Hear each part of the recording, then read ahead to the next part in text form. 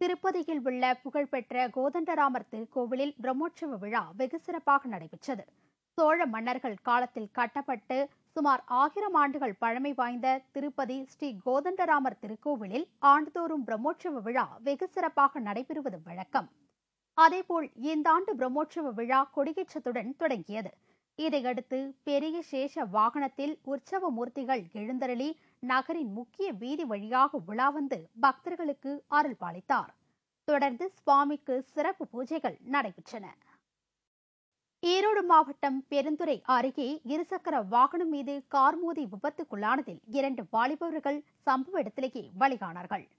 பவானியை அடுத்துள்ள ஜம்பைப்புதூரை சேர்ந்த ஜெகதீஷ் மற்றும் அவரது நண்பர் பிரபு ஆகிய இருவரும் வேலைக்கு சென்றுவிட்டு இருசக்கர வாகனத்தில் வீடு திரும்பிக் கொண்டிருந்தனர். அப்போது கோவையில் இருந்து பெங்களூர் நோக்கி சென்று கொண்டிருந்த கார் ஒன்று எதிர்பாராத விதமாக இருசக்கர வாகனத்தின் பின்புறம் பலமாக மோதியது.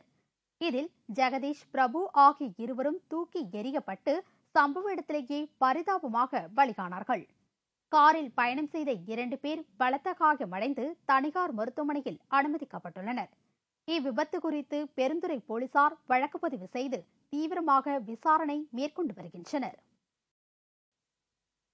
கூடங்குளம் அணு உலைக்கு எதிராக 5வது நாளாக சாகும் வரை உண்ணாவிரதம் மேற்கொண்டு வரும் உதயகுமாரை கைது செய்ய மேலும் போலீசார் குவிக்கப்பட்டுள்ளதால் அங்கு பதற்றம் அதிகரித்துள்ளது.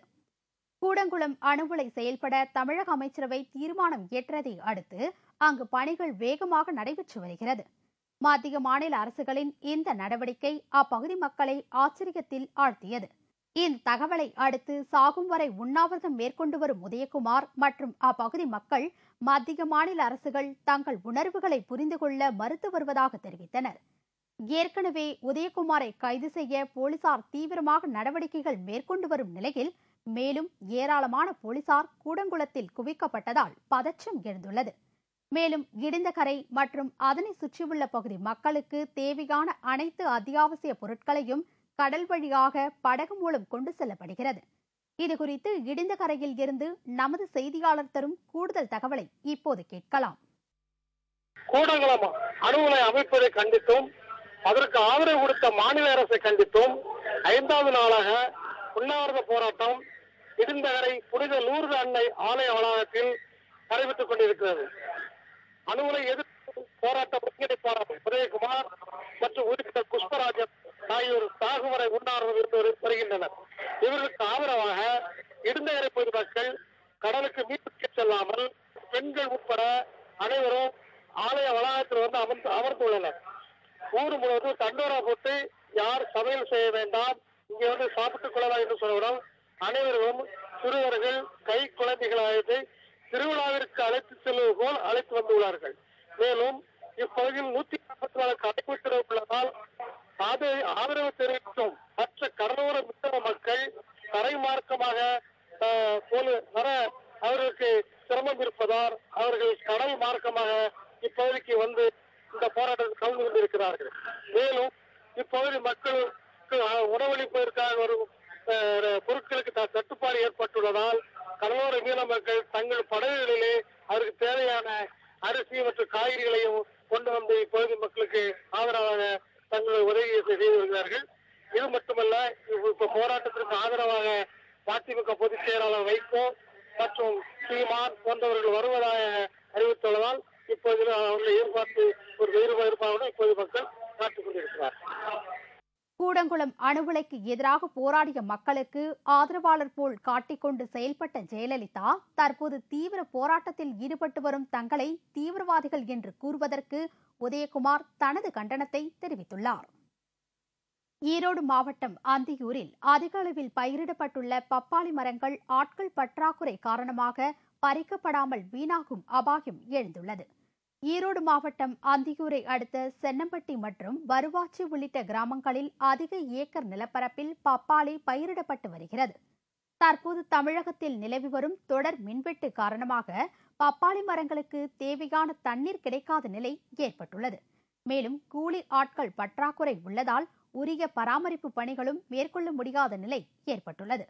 இது தவிர பப்பாளி மரங்களுக்கு தேவையான உரங்களும் கிடைக்காததால் விவசாயிகள் வேதனை தெரிவித்தனர். இப்போ கரண்ட் பிரச்சனை பயங்கர பிரச்சனை. ஒரு நாளைக்கு மும்முனை மின்சாரம் வந்து 3 மணி நேரம் கொடுக்குறாங்க. 3 மணி நேரம் கொடுக்குறதுனால காடு பாய மாட்டேங்குது. 15 ஏக்கரா விவசாயத்தை பண்ணிக்கிட்டு ஒரு நாளைக்கு 3 மணி நேரம் கொடுத்தா நாங்கள் எப்படி விவசாயம் பண்ண முடியும்? யாருமே கண்டுக்கிறது கிடையாது. அரசியல்வாதிகள் வந்து எல்லாருமே பெருசாக பேசுகிறாங்களா தவிர யாரும் விவசாயத்தை ஒரு மனுஷனாவே மதிக்கிறதில்ல. தமிழகத்தில் இங்கு மட்டுமே அதிக அளவில் பயிராகும் உயர்ரக பப்பாளி குறித்த விழிப்புணர்வும் பராமரிப்பு இல்லாததால் அதிக லாபம் தரும் இந்த பப்பாளி விவசாயம் பாதிக்கப்படும் நிலை எழுந்துள்ளது. நெல்லை மற்றும் அதன் சுற்றுவட்டார பகுதிகளில் தொடர் கொள்ளையில் ஈடுபட்டு வந்த 4 பேர் கொண்ட கொள்ளை கும்பலை போலீசார் கைது செய்தனர். அவர்களிடமிருந்து 63 பவுன் மதிப்புள்ள தங்க நகைகள் மற்றும் கார், இருசக்கர வாகனங்கள் ஆகியவை பறிமுதல் செய்யப்பட்டன. நெல்லை மாநகரில் சில மாதங்களாக கொள்ளை சம்பவங்கள் நாளுக்கு நாள் அதிகரித்து வருகின்றன. மேலும் தனியாக நடந்து செல்லும் பெண்களிடம் செயின் பறிப்பு உள்ளிட்ட பல்வேறு நூதன திருட்டு சம்பவங்கள் அரங்கேறி வருகின்றன. கொள்ளை சம்பவங்களில் தொடர்புடையவர்களை கைது செய்ய தனிப்படை அமைத்து போலீசார் கண்காணித்து வந்தனர்.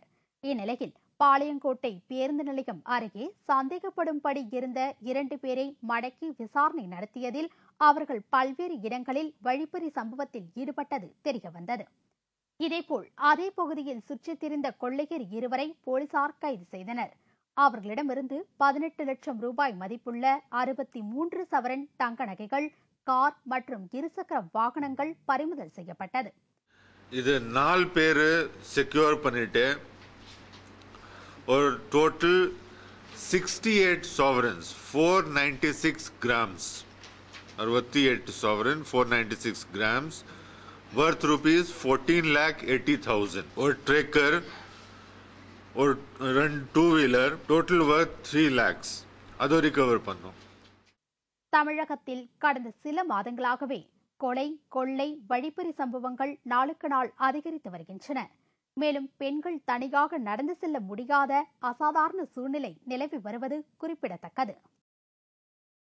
நிலத்தின் அடியில் செல்லும் பெட்ரோல் குழாய் மூலம் ஏற்படும் தீ விபத்தை தடுப்பது தொடர்பான ஒத்திகை நிகழ்ச்சி பல்லடத்தில் நடைபெற்றது.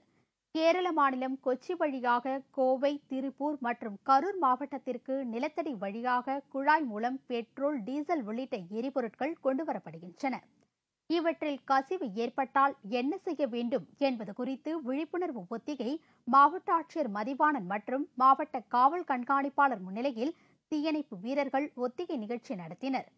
பைப்லைன் செல்லும் குழாய் மீது தீயணைப்பு வீரர்கள் ரசாயன பவுடர் தெளித்து ஒத்திகையில் ஈடுபட்டனர். பழனியில் நகராட்சி நிர்வாகத்தை கண்டித்து மார்க்சிஸ்ட் கம்யூனிஸ்ட் கட்சியினர் ஆர்ப்பாட்டம் நடத்தினார்கள். திண்டுக்கல் மாவட்டம் பழனி நகராட்சியில் காலி பணியிடங்களை நிரப்ப கோரியும் துப்புரவு பணியாளர்களை பழிவாங்கும் நோக்கத்துடன் மாற்றம் செய்வதை கண்டித்தும் நகராட்சி அலுவலகம் முன் ஆர்ப்பாட்டம் நடைபெற்றது.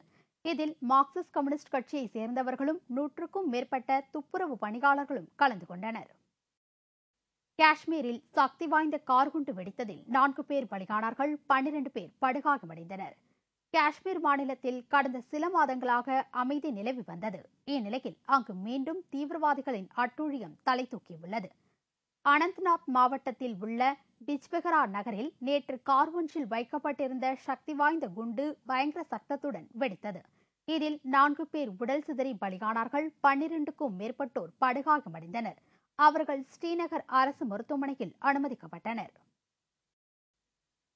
ஈரோடு அருகே நோயாளியிடம் இருந்து 6 பவுன் தங்க நகையை கொள்ளையடித்த 2 செவிலியர்கள் கைது செய்யப்பட்டனர். ஈரோடு மாவட்டம் சென்னிமலை பகுதியைச் சேர்ந்த சுலோக்ஷனா என்பவர் உடல்நலக்குறைவு காரணமாக அங்குள்ள தனியார் மருத்துவமனையில் அனுமதிக்கப்பட்டு சிகிச்சை பெற்று வந்தார். இதனால் தான் அணிந்திருந்த 6 பவுன் தங்கச் செயினை கழற்றி பாதுகாப்பாக வைத்திருந்தார். இந்நிலையில் நகை காணாமல் போனதை கண்டு அதிர்ச்சியடைந்த சுலோக்ஷனா இதுகுறித்து ஈரோடு வீரப்பன்சத்திரம் காவல் நிலையத்தில் புகார் அளித்தார். இதன் அடிப்படையில் மருத்துவமனையில் பணிபுரியும் செவிலியர்கள், ஊழியர்கள் மற்றும் சிகிச்சைக்கு வந்த நோயாளிகளிடம் காவல்துறையினர் விசாரணை நடத்தினர். இந்த விசாரணையில் செவிலியர்களாக பணிபுரியும் சூரம்பட்டியை சேர்ந்த ஜெயமணி, லதாஸ்ரீ ஆகிய இருவரும் நகையை திருடியதாக ஒப்புக்கொண்டனர்.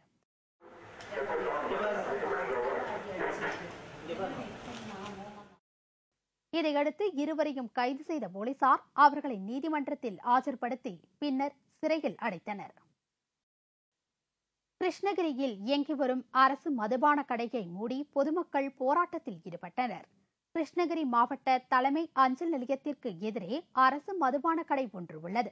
இந்த கடையை சுற்றி ஏராளமான குடியிருப்புகள், வட்டாட்சியர் அலுவலகம், தீயணைப்பு அலுவலகம், காவல் நிலையம் என பல்வேறு அரசுத்துறை அலுவலகங்களும் உள்ளன. நகரின் மையப்பகுதியில் உள்ள இந்த கடை வழியாகத்தான் பள்ளி, கல்லூரி மாணவ மாணவிகளும் பொதுமக்களும் சென்று வருகின்றனர். மதுபான கடைக்கு குடிக்க வருபவர்களால் தங்களுக்கு பல்வேறு இன்னல்கள் ஏற்படுவதாக கூறி அப்பகுதி மக்கள் அதிகாரிகளிடம் புகார் அளித்திருந்தனர். ஆனால் அதிகாரிகள் இதுவரை எந்தவித நடவடிக்கையும் எடுக்காததால் ஆத்திரமடைந்த அப்பகுதி மக்கள் கடையை மூடக்கோரி ஆர்ப்பாட்டத்தில் ஈடுபட்டனர். இதையடுத்து சம்பவ இடத்திற்கு விரைந்து வந்த காவல்துறையினர் மதுபான கடையை அகற்ற நடவடிக்கை எடுக்கப்படும் என்று உறுதியளித்ததை அடுத்து போராட்டம் கைவிடப்பட்டது.